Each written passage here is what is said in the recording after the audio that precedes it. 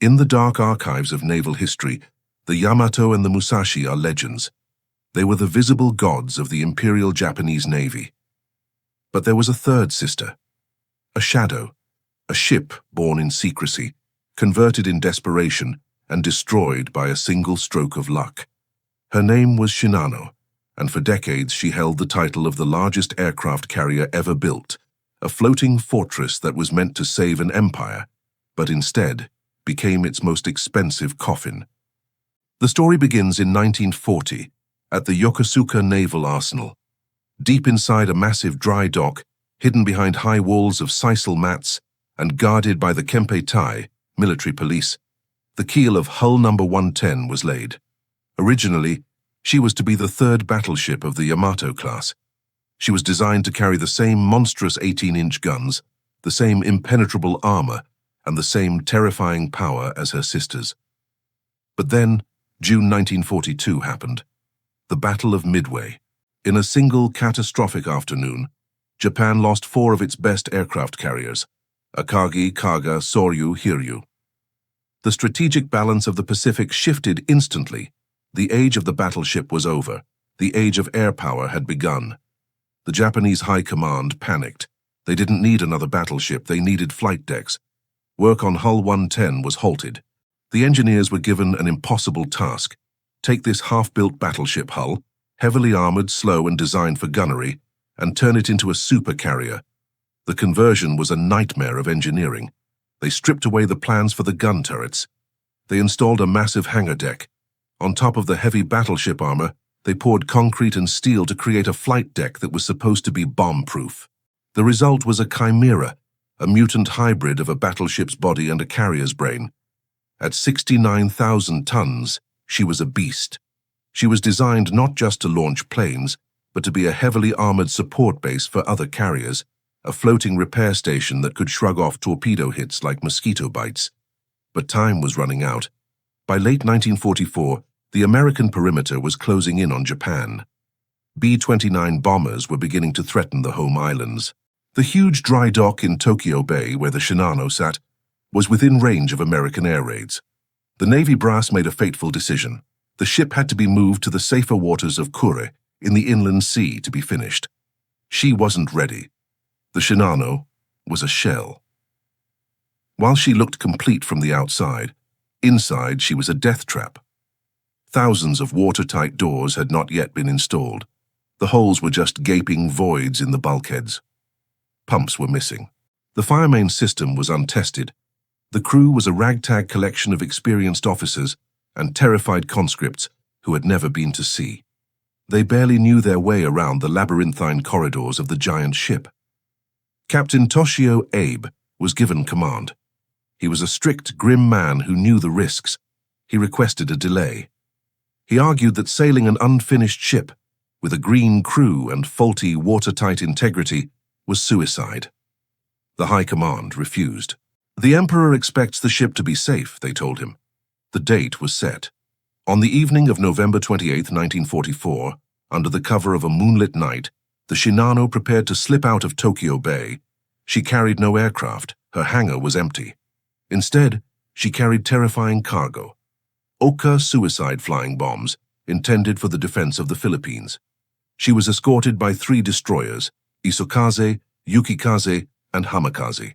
Captain Abe planned a high-speed run along the coast, zigzagging to avoid submarines. He believed his sheer speed, 25 knots, would protect him. He believed that the night would hide him. He was wrong on both counts. Waiting in the black water outside Tokyo Bay was the USS Archerfish, a Naval-class submarine commanded by Commander Joseph Enright. Enright was frustrated. His patrol had been boring. He had missed previous targets and was eager to redeem himself. He was sitting on the surface charging his batteries looking for trouble. At 20:48 p.m., his radar operator called out, "Contact, range 24,000 yards." Enright climbed to the bridge. Through his binoculars, he saw a shape on the horizon. It was huge. At first, he thought it was an island. Then he realized it was moving. He thought it might be Mount Fuji, but Mount Fuji doesn't move at 20 knots. He dove the submarine and set a course to intercept. He didn't know what he had found. The US Navy intelligence had no record of a monster carrier in these waters. He simply logged it as unknown major unit. The hunter had found the prey. But the Archerfish was slow, and the Shinano was fast. Enright realized with a sinking feeling that he couldn't catch her. Unless the Japanese captain made a mistake. And miles away, on the bridge of the ghost carrier, Captain Abe was about to make the first of a series of fatal errors. The chase was on, but it was a race that the USS Archerfish was destined to lose. On the surface, with her 4 diesel engines screaming at maximum RPM, the submarine could barely make 19 knots. The Shinano, even with her unfinished engines, was cruising at 20 knots and capable of more. Commander Enright watched through his binoculars as the massive shadow on the horizon slowly began to pull away. He pounded the railing of the bridge. He was about to lose the biggest prize of the war. He sent a desperate radio message to Pearl Harbor, hoping other submarines were in the area. Target is large aircraft carrier, course 210, speed 20. Am pursuing. But there were no other subs nearby. He was alone. However, aboard the Shinano, fear was distorting reality. Captain Abe's radar detectors had picked up the pulses from the Archerfish, but Abe made a critical miscalculation. Because the pulses were intermittent, he convinced himself that he wasn't facing a single submarine. He believed he was surrounded by an American wolf pack, a coordinated group of subs working together. When one of his escort destroyers, the Isakaze, spotted the Archerfish and broke formation to charge an attack, Abe screamed over the radio, "Do not attack. Return to station." Abe believed the Archerfish was a decoy. He thought the Americans wanted to lure his destroyers away so that other hidden submarines could strike the Shinano. It was a logical tactical assumption, but it was dead wrong. By recalling the destroyer, he saved the Archerfish from being depth-charged. He allowed the hunter to survive. Then Abe made his second mistake. To confuse this imaginary wolf pack, he ordered the Shinano to begin a complex zigzag pattern. In naval navigation, a zigzag is a defensive maneuver where the ship changes course every few minutes to throw off enemy torpedo aim. But there is a mathematical cost. While the ship is still moving fast through the water, its speed made good. The actual distance covered towards the destination drops significantly. By zigzagging, the Shinano effectively slowed her forward progress. On the Archerfish, Enright noticed the change. The gap stopped widening. He was keeping pace. But the ocean had one more cruel twist of fate in store for the Japanese. The Shinano was a ship built in haste. As she powered through the swells, the main shaft bearing on the starboard side began to scream. It was overheating. The cooling pumps, installed just days before, failed. The engineers called the bridge in panic. "We have to reduce speed or the shaft will seize." Captain Abe had no choice. He ordered the ship to slow to 18 knots. On the Archerfish, Enright saw the target get larger. He was catching up. The geometry of the intercept was closing. For hours the chase continued in the moonlight, a slow-motion nightmare. The Shinano would zigzag away, and Enright's heart would sink. Then she would zigzag back, and his hope would return. It was agonizing. Then at 2:56 a.m. on November 29th, the Shinano committed suicide. Thinking he had outrun the wolf pack, Captain Abe ordered a drastic course change to head for the safety of the coast. He ordered a hard turn to starboard, to the south. Commander Enright couldn't believe his eyes. He watched as the massive silhouette turned. She wasn't turning away from him. She was turning directly across his bow. It was a maneuver so perfect for the submarine that it looked like a target practice drill. The Shinano had effectively presented her entire broadside to the Archerfish. "Down! Dive! Dive!" Enright shouted. The lookouts cleared the bridge. The vents opened with a roar of escaping air. The Archerfish slipped beneath the black waves, vanishing from the surface just as the Japanese destroyers passed nearby. Enright glued his face to the periscope. The picture was perfect. The Shinano was a wall of steel filling his vision. She was only 400 yards away, point-blank range for a submarine. He could see the Japanese sailors on the deck. He could see the massive island structure. He lined up the crosshairs. He didn't know he was looking at the largest carrier in history. He just knew it was big enough to swallow a torpedo whole. "Flood tubes 1 through 6, he ordered. "Open outer doors." The moment had come. The ghost carrier had walked right into the trap. Deep inside the pressure hull of the USS Archerfish, the air was heavy with sweat and tension. Commander Joseph Enright gripped the periscope handles so tightly his knuckles were white. The geometry was perfect, but the variables were terrifying. If he missed, the destroyers would be on him in seconds. If he hit, he would be attacking a monster of unknown capability. At 03:17 a.m. on November 29, 1944, Enright gave the command that would seal the fate of the largest ship in the world. "Fire 1!" The submarine shuddered as the first Mark 14 steam torpedo was ejected by a blast of compressed air. 10 seconds later, "Fire 2." He fired 6 torpedoes in total, spread out to cover the entire length of the massive target. The torpedoes were set shallow to hit just below the waterline, where they would do the most damage to the hull plates. On the bridge of the Shinano, the lookout screamed, but it was too late. The white trails of the torpedoes were already racing through the black water at 46 knots. The first torpedo smashed into the stern near the empty aviation fuel tanks. Boom! The explosion was a dull, sickening thud that shook the entire 69,000-ton frame of the ship. A column of water and fire shot up the side of the vessel, higher than the flight deck. Seconds later, the second torpedo missed, but the third hit the starboard side, right amidships, destroying the starboard engine room. The fourth torpedo struck moments later, flooding the forward pump room. The fifth hit the compressor room. 4 hits, 4 massive holes punched into the starboard side of the giant. Inside the Shinano, the scene was apocalyptic. The explosion of the warheads didn't just breach the hull, it shattered the ship's internal skeleton. The Shinano, being a converted Yamato-class hull, had a specific design flaw. The joint where the heavy armor belt met the anti-torpedo bulge was structurally weak. When the torpedoes hit, this joint failed catastrophically. The steel plates didn't just bend, they snapped. Worse still, the conversion process had been rushed. The concrete that had been poured between the layers of steel to absorb shock turned out to be deadly. Instead of absorbing the blast, the concrete pulverized. It turned into millions of pieces of shrapnel, shredding the internal bulkheads and killing the damage control teams instantly. The watertight compartments which were supposed to isolate the flooding were blown open. However, on the bridge, a dangerous delusion took hold.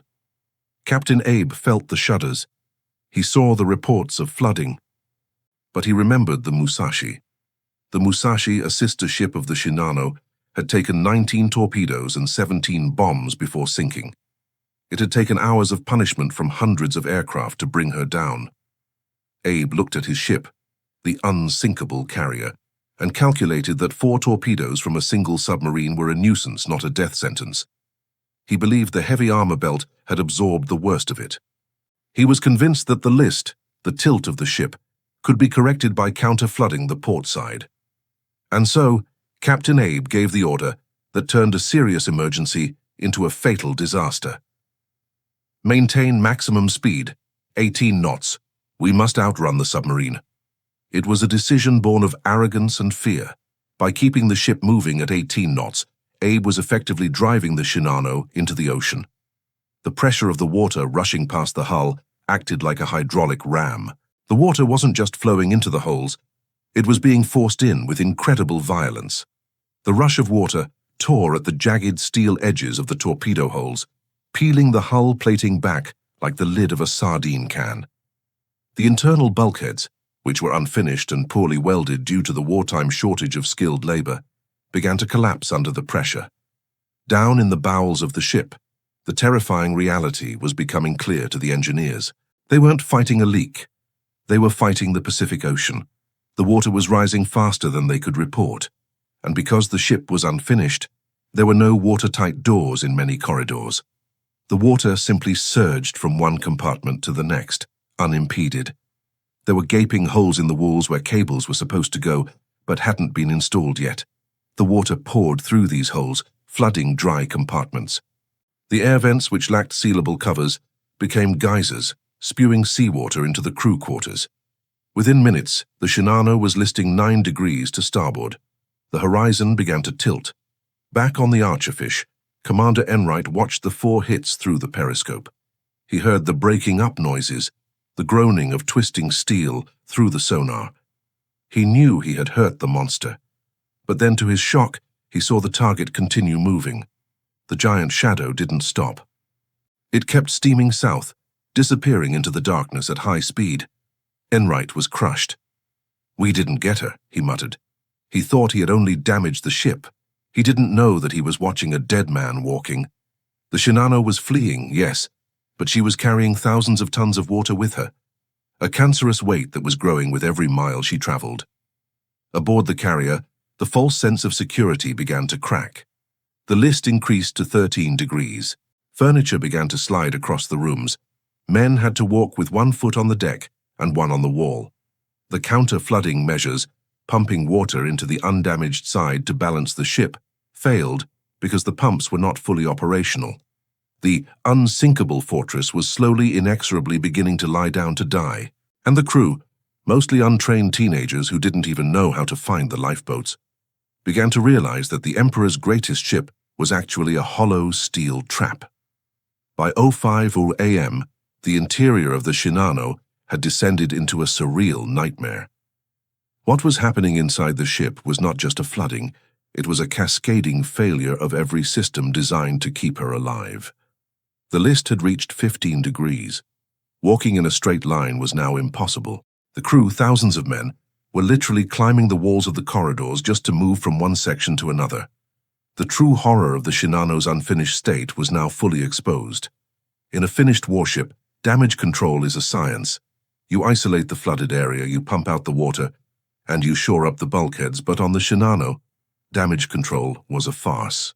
Because the main drainage pumps had not been fully installed or tested, the engineering teams found themselves staring at massive pipes that led nowhere, or valves that were rusted shut. Desperation set in. In the lower decks, officers ordered bucket brigades. Imagine the absurdity. Hundreds of men forming human chains, passing canvas buckets of water hand to hand up narrow ladders, trying to empty a 69,000-ton ship that was taking on thousands of tons of water per minute. It was like trying to bail out the Titanic with a teaspoon. The psychological toll was immense. The Shinano was filled not just with sailors, but with civilian workers, Korean laborers, and Japanese arsenal technicians who were still on board to finish the construction during the voyage. These men were not soldiers. They were terrified civilians trapped in a sinking steel maze. They didn't know the layout of the ship. When the lights flickered and died, plunging the lower decks into absolute darkness, panic erupted. Men screamed in the blackness, feeling the water rising around their ankles, then their waists. And then, the sounds began. A ship this size is a living organism of metal. As the hull twisted under the uneven weight of the water, the steel groaned. It was a high-pitched, screaming sound like a dying animal. But the most terrifying sound came from the hangar deck. The massive aircraft elevators, giant platforms designed to lift planes from the hangar to the flight deck, were not properly secured. As the ship listed further to starboard, the elevators broke loose from their guides. These multi-ton platforms began to slide and crash against the sides of the elevator shafts. Boom! Scrape! Boom! The sound reverberated through the entire hull, sounding like internal explosions, convincing the terrified crew that the ship was breaking apart. Captain Abe on the bridge was paralyzed by the reports coming in. Engine room flooded. Boiler room 3 lost. Generator room B flooding. He finally realized the magnitude of his mistake. By maintaining speed for hours, he had forced the ocean deep into his ship. The water pressure had blown out the weak rivets of the unfinished bulkheads. The airtight testing of the compartments, which had been skipped to meet the deadline, was now proving fatal. The air inside the compartments wasn't compressing to hold back the water. It was leaking out through unsealed cable runs and ventilation shafts. The ship was losing buoyancy, not because of the torpedoes, but because she was a sieve. At 06:00 a.m., Abe ordered the engines stopped. The silence that followed was more frightening than the noise. The hum of the turbines, the vibration of the shafts, the heartbeat of the ship ceased. The Shinano was now dead in the water, drifting helplessly in the swells. With the engines off, the pumps that were working lost power. The steam pressure dropped. The lights went out for good. The ship became a tomb. The list increased to 20 degrees. The starboard rail of the flight deck was now dipping dangerously close to the waves. The massive island, the control tower on the starboard side, was leaning over the water like a falling skyscraper. Down below, the civilians and workers began to lose their minds. A group of civilian technicians, realizing they were trapped, broke into the sake stores. They drank themselves into a stupor, resigning themselves to death. Others huddled in corners, praying to ancestors. The discipline of the Imperial Navy evaporated. Officers drew their swords and pistols, threatening to execute anyone who panicked, but it was futile. You cannot shoot the ocean. Captain Abe tried one last desperate maneuver. He ordered the escort destroyers, Isakaze and Hamakaze, to come alongside. He wanted to try and tow the massive carrier toward the coast, which was agonizingly close. If he could just beach her, run her aground in shallow water, he could save the ship. But the physics were against him. The Shinano displaced nearly 70,000 tons. The destroyers were tiny, 2,000-ton vessels. When they tried to pass tow lines, the cables snapped like thread under the strain of the dead weight. The Shinano was too heavy, too full of water. She was an immovable object. As the sun began to rise over the Pacific on November 29th, it illuminated a pathetic sight. The largest warship ever built, the pride of the Empire, was wallowing on her side, defeated not by a fleet, but by 4 torpedoes and her own incompleteness. Captain Abe looked at the inclinometer on the bridge. 30 degrees. The point of no return was approaching. He knew that once the ship passed a certain angle, she would capsize. He looked at the portrait of the Emperor hanging in the bridge. He quietly ordered it to be removed and transferred to a destroyer. It was the admission of defeat. The god was leaving the temple. By 10:18 a.m. on November 29, 1944, the Shinano's physical agony reached its climax. The ship was no longer fighting. She was surrendering. The list reached a terrifying 35 degrees. The flight deck, that vast plain of concrete and steel, was now so steeply angled that it was impossible to stand without holding onto something. Men slipped and slid helplessly toward the starboard railing, falling into the oily water that was already lapping at the edge of the deck. Captain Abe, dressed in his full white uniform and clutching his ceremonial sword, gave the final order. There was no siren, as the power had long since died. The order was passed by word of mouth, a whispered shout along the dying giant. Abandon ship! But for thousands of men in the lower decks, this order was a death sentence, not a salvation. The list had transformed corridors into vertical shafts. Metal ladders were now at impossible angles.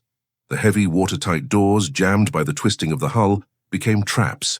Hundreds of civilian workers and mechanics were caught in the darkness, hearing the water rising, knowing they would never reach the sunlight.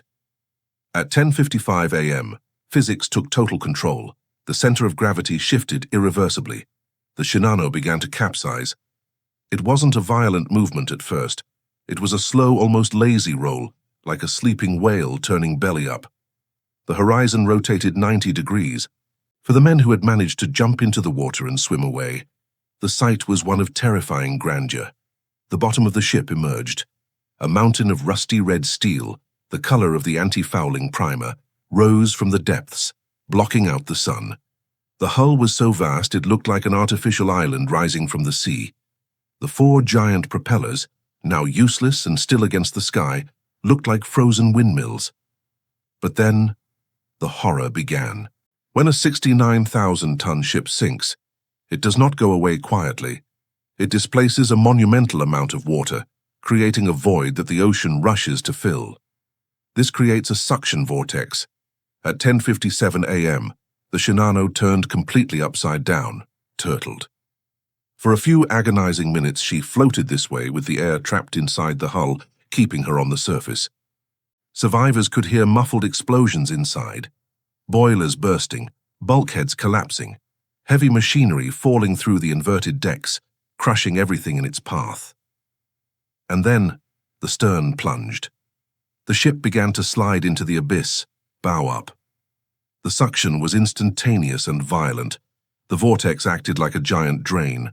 Men who were swimming dozens of meters away felt an invisible hand grab their legs. Screams were cut short as swimmers.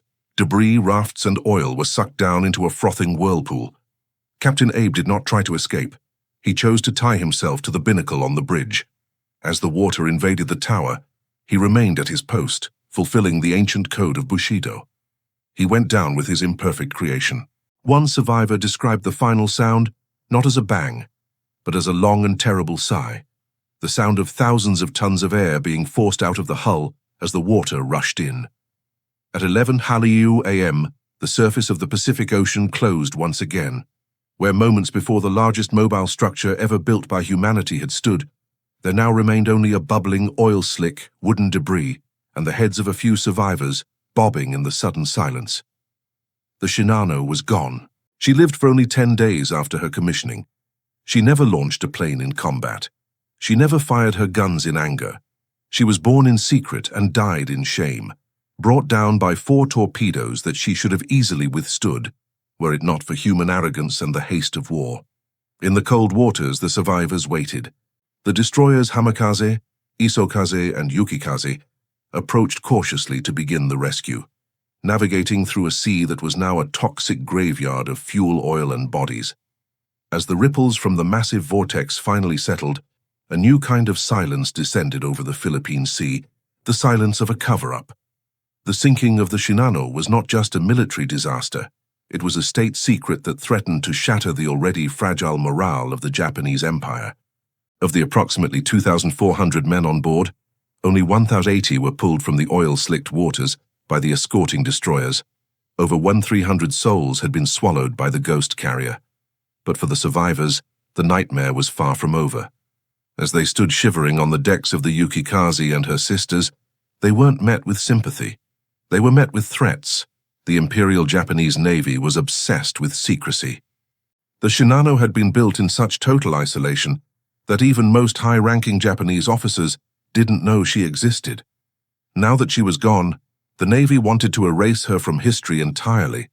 The survivors were taken to a secluded naval base and placed under strict guard. They were forbidden from writing home, forbidden from contacting their families, and told that if they spoke a single word about the giant carrier or the submarine attack, they would be executed for treason. For months, their families believed they were still at sea, serving on a ship that officially did not exist. Meanwhile, on the other side of the ocean, a different kind of confusion was unfolding. Commander Joseph Enright and the crew of the USS Archerfish were celebrating, but they were also frustrated. When they returned to base at Midway and later Pearl Harbor, Enright submitted his patrol report. He claimed he had sunk a large Japanese aircraft carrier. He estimated the size at around 28,000 to 30,000 tons, the size of a standard Shokaku-class carrier. The American Naval Intelligence, ONE, laughed at him. "Commander," they said, "we have broken the Japanese codes. We have aerial reconnaissance of every shipyard in Japan. We know every ship they have. There is no such thing as a carrier of that size in the Philippine Sea. You probably hit a tanker or a converted merchant ship." Enright was adamant. He knew what he had seen through his periscope. He described the massive island structure, the hull that looked like a battleship, and the vast flight deck. He even produced a sketch he had made immediately after the attack. But the experts in Washington refused to believe him. The US Navy simply didn't believe that Japan had the resources or the capacity to build a 70,000-ton carrier in total secret. Because of this intelligence failure, the Archerfish was initially credited with sinking a 28,000-ton carrier. It wasn't until after the war, when American investigators began sifting through the charred remains of the Japanese Naval Ministry archives, that the truth emerged. They found the blueprints for Hull 110. They found the records of the secret conversion. They found the manifests of the Oka suicide bombs that were lost with the ship. The Americans were stunned. Enright hadn't just sunk a carrier. He had sunk the largest aircraft carrier in the world, a record that would not be broken until the arrival of the American supercarrier USS Forrestal in 1955. The sinking of the Shinano remains the ultimate what-if of the Pacific War. If she had reached Kure, if she had been finished, and if she had launched her Oka bombs, she could have caused a massacre during the invasion of Okinawa. But instead, she became a footnote, a ghost that vanished before the world even knew she was real. The silence of the Japanese government and the disbelief of the American military combined to create a strange historical void. The Shinano was a ship that died twice, once in the water and once in the records. The sinking of the Shinano was not merely a tragedy of war, it was a profound and humiliating engineering autopsy. When the hull of the third Yamato-class battleship was converted into a carrier, the Imperial Japanese Navy believed they were creating the ultimate survivable fortress. On paper, the Shinano was the most heavily armored aircraft carrier to ever touch the water.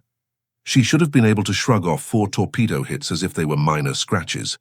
Her sisters, the Yamato and Musashi, had absorbed dozens of direct hits before finally succumbing. So the question that haunted the Japanese Admiralty, and later US investigators, was simple. Why did the ghost carrier sink so easily? The answer lies in a series of fatal flaws born from desperation, a collapsing economy, and a total lack of quality control. The first and perhaps most ironic flaw was the concrete shield. Because Japan was suffering from a desperate shortage of high-grade steel by 1944, and the ship had to be finished on a suicidal deadline, engineers used concrete to fill the massive voids between the heavy armor plates and the internal bulkheads. They believed the concrete would act as a massive shock absorber against torpedo blasts. In reality, the concrete had not been given the weeks required to fully cure. It was still green and structurally unstable. When the Archerfish's torpedoes struck the starboard side, the concrete didn't absorb the energy. It shattered like glass. These millions of jagged concrete shards became internal shrapnel, traveling at the speed of sound through the ship's guts, slicing through the very hydraulic pipes and electrical lines needed for damage control. The protection intended to save the ship actually helped destroy its internal systems. The second, and most inexcusable failure, was the sieve effect. As an unfinished ship, the Shinano was riddled with thousands of unsealed penetrations. To save time, civilian contractors had pulled miles of cable runs and ventilation ducts through the supposedly watertight bulkheads. In a completed ship, these holes are sealed with watertight glands. On the Shinano, these seals had not yet been installed. This meant that the ship's entire internal defense system was a lie. As soon as a compartment flooded, the water didn't stay there. It traveled through the cable holes into the next room, then the next, bypassing every single watertight door. The largest ship in the world was effectively a giant steel honeycomb with a hole in every single wall. The ocean didn't have to break down the doors. The Japanese had left the keys in the locks. Furthermore, a hidden assassin lived in the ship's structural joint failure.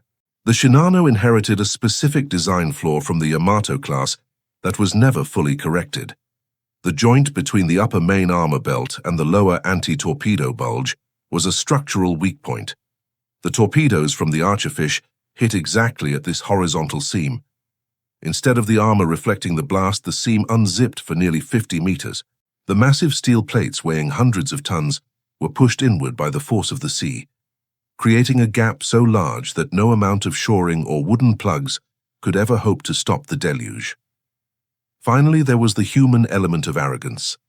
The design of the Shinano was so heavily focused on external armor that the engineers neglected the most basic tool of survival, the pumps. The drainage system was woefully undersized for a ship of 69,000 tons. When the water began to surge in at thousands of tons per minute, the pumps were instantly overwhelmed. Even worse, many of the pumps were powered by a single electrical circuit that was severed in the first few minutes of the attack. The Shinano was a ship of tragic contradictions. She had the thickest skin of any carrier in history, but her internal organs were exposed and unfinished. She was a giant, built by a dying empire that no longer had the time or the skill to do things right. She didn't sink because of American power alone. She sank because she was a hollow shell, a monument to the fact that you cannot rush the laws of physics or skip the details of survival in a world of steel and fire. For over 80 years, the Shinano has rested in the crushing, silent depths of the Philippine Sea. She lies more than 4,000 meters down, in a region where the seafloor is a rugged landscape of volcanic trenches and abyssal plains. Unlike her sisters, The Yamato and Musashi, which have been found and photographed in haunting detail, the Shinano remains elusive, a ghost ship to the very end. No camera has yet captured her broken flight deck or the Oka suicide bombs that still lie trapped in her dark hangar. The legacy of the Shinano is one of the strangest records in military history. For 10 years, she held the title of the largest aircraft carrier ever built. It wasn't until the commissioning of the American supercarrier USS Forrestal in 1955 that her tonnage was finally surpassed. Yet she is the only ship of that size to have never launched a single aircraft in combat. She was a weapon of immense potential that was defeated by a single determined submarine before she could even find her place in the war. The human cost was staggering. Over 1,300 men, many of them young conscripts and civilian laborers who had never even seen the ocean before, were dragged down into the darkness. Their deaths were kept secret by a government that refused to admit the ship even existed. For decades, the story of the Shinano was pieced together from the frantic logs of the USS Archerfish and the whispered testimonies of the 1,080 survivors who were finally allowed to speak after the war ended. Commander Joseph Enright, the man who sank her, lived to see his unknown major unit recognized as the greatest submarine prize in history. His persistence in tracking the target through the moonlit night of 1944 changed the course of naval intelligence. The Archerfish was awarded the Presidential Unit Citation, and Enright's sketch of the monster carrier became a legend in the halls of the U.S. Navy. But beyond the records and the wreckage, the Shinano serves as a permanent monument to the futility of the superweapon philosophy. She was a ship built on the bones of a battleship, designed for a war that had already passed her by. She was the product of a nation that believed size and steel could overcome the fundamental laws of strategy and the reality of a lost cause. The ghost carrier was born in a secret dry dock, lived for 10 desperate days, and died in a terrifying vortex of oil and fire. She remains a warning from the deep, that even the mightiest giant is vulnerable if it is built on a foundation of haste, secrecy, and the arrogance of believing itself to be unsinkable. As the ocean currents drift over her rusted hull, the Shinano continues to guard her secrets, the final sister of the Yamato-class, resting in the eternal twilight of the abyss.